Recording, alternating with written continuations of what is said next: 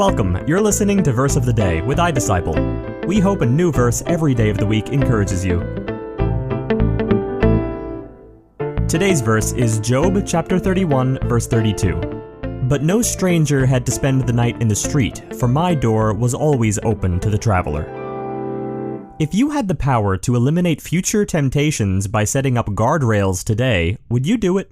Life Today has Craig Groeschel talking to James Robison about closing and locking the door. Take a listen. My phone, to the best of my technology ability, I don't have the ability to see something inappropriate. Now that means my phone doesn't do what most other people's phones do.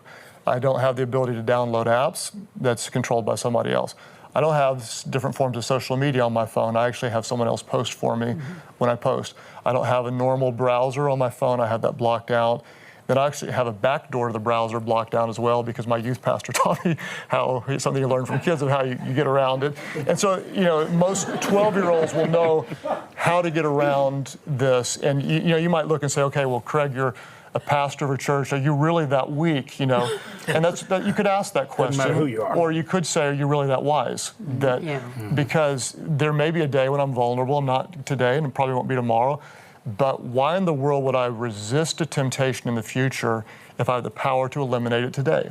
And so I'm just going to, my stance is anywhere where I know there's something that could be potentially dangerous, I'm going to try to close and lock that door.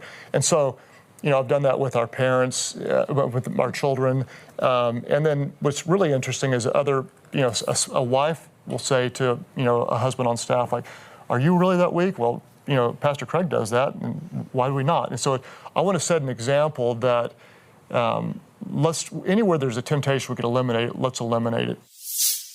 Thanks for listening. We'll be back tomorrow with another verse to start your day. For more, download the iDisciple app on your smartphone to start growing closer to God.